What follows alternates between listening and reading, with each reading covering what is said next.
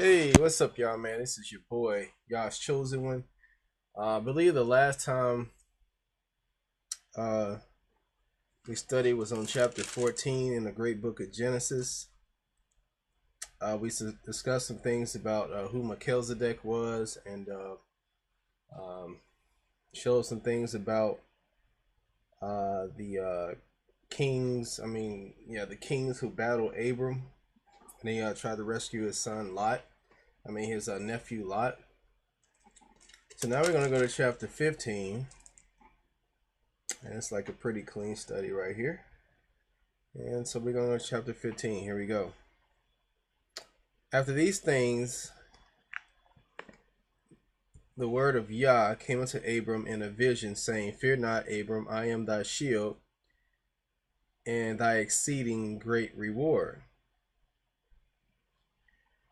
And Abram said, Yah,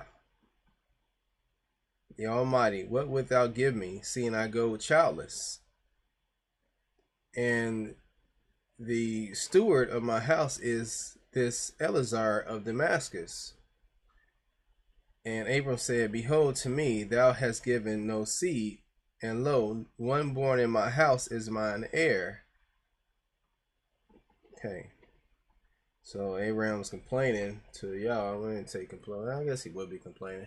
He's complaining to Yah that, he has no seed to be his heir. And,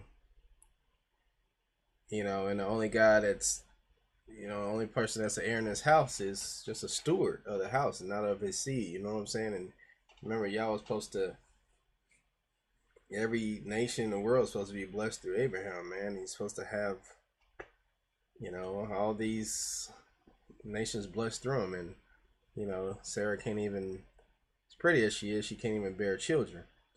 And behold, the word of Yah came unto him, saying, This shall not be thine heir, but he that shall come forth out of thy own bowels, out of his own body, his sperma, shall be thine heir. And he brought him forth abroad, and said, Look now towards heaven, and tell the stars, if thou be able to number them. And he said unto him, So shall thy seed be. So, when you die, or if you happen to make it through the wilderness when Yah comes, and you see Abraham, man, he's going to be like, man, this is all the people that the Most High promised, man, that I was going to be the seed of many nations. And that's what Father Abraham's going to be like. And he believed in Yah, and he counted it to him for righteousness. So, even though Sarah was barren, they was getting older, he still believed in Yah. He still believed, even I'm pretty sure she was in menopause at the time, and past the age of childbearing. But whenever you believe in Yah, there's always a way. And he said unto him, I am Yah that brought thee out of Ur of the Chaldees to give thee this land to inherit it.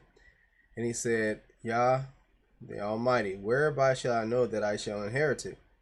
And he said unto him, Take me an heifer of 3 years old, and a she-goat of 3 years old, and a ram of 3 years old, and a turtle dove, and a young pigeon. And he took unto him all these, and divided them in the midst, and laid each piece one against another. But the birds divided he not. He didn't divide the fowl. And when the fowls came down upon the carcasses, Abram drove them away. And when the sun was going down, a deep sleep fell upon Abram. And lo, an horror of great darkness fell upon him. So he's having a nightmare.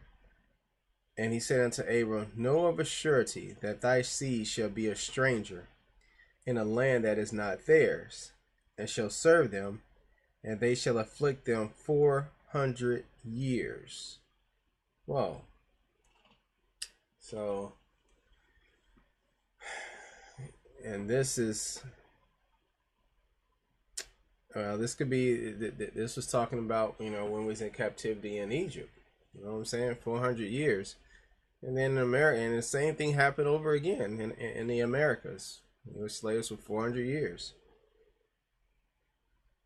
And also that nation whom thou shalt serve will I judge and afterwards shall they come out with great substance. Okay, so it's going to happen again. It happened in Egypt, and it's going to happen again, because when we inherit the kingdom, the Most High said He has mansions built for us already, man. So the richness that the world offers is going to be nothing compared to what the Most High has to offer for us, man. I mean, you know, we got the New Jerusalem coming down with streets made of gold and emeralds, and it's going to be unbelievable, the new heaven and new earth. You know what I'm saying? And as long the Most High doesn't ask you for much.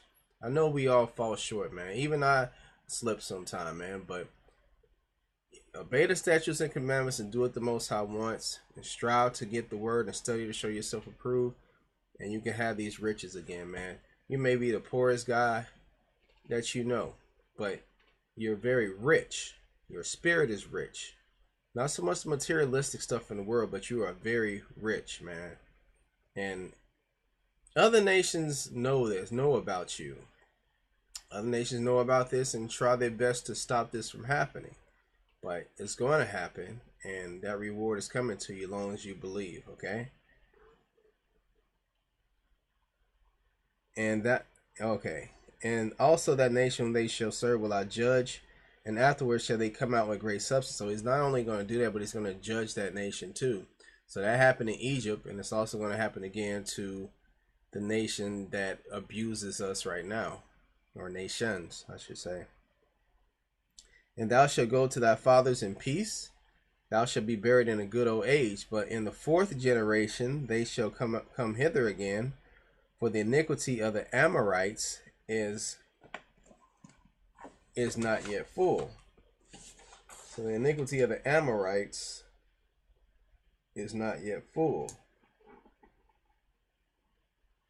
All right. And it came to pass that when the sun was down, and it was dark, behold, a smoking furnace and a burning lamp that passed between those pieces. And that same day Yah made a covenant with Abram, saying, Unto thy seed have I given this land, from the river of Egypt unto the great river, the river Euphrates, the Kenites and the Kenizzites and the Cadmonites and the Hittites and the Perizzites and the Rephaims, these are giants, and the Amorites and the Canaanites and the Girgashites and the Jebusites. These is all Hamitic people, some even giants, and it didn't matter if they was already in that land. That land was promised to Abram and his seed, and because Abram was obedient and believed in Yah, that seed would be given to the generations to come. You know what I'm saying? And the thing you should get out of it is like he gave the exact time frame of the amount of years that our people would be enslaved. It would be 400 years, and the same thing happened again here in the Americas. All right, man. So I love you guys. Chapter 15 was easy. Let's see here. Book of Jasher, chapter 16, verse 20. You're looking here, man. Book of Jasher, chapter 16, verse 20.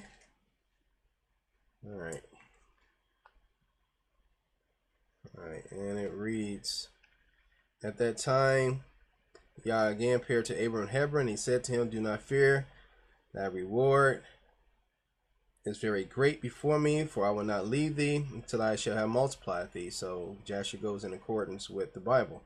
Until I shall have multiplied thee and blessed thee and made thy seed like the stars in heaven, which cannot be measured nor numbered. And I will give unto thee thy seed all these lands that thou seest with thine eyes. To them will I forgive them for an inheritance. To them will I give them for an inheritance forever. Only be strong and do not fear. Walk before me and be perfect. Okay. And in the 78th year of the life of Abram, in that year died Ru, the son of Peleg, and all the days of Ru were 239 years, and he died.